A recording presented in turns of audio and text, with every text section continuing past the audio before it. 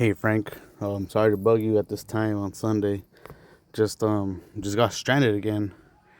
Currently I have a jump starter connected to my battery, and it just doesn't want to pick up. And it was acting normally. The auto start stop hasn't engaged at all, but now it's just acting up again. And hopefully you can see this video tomorrow and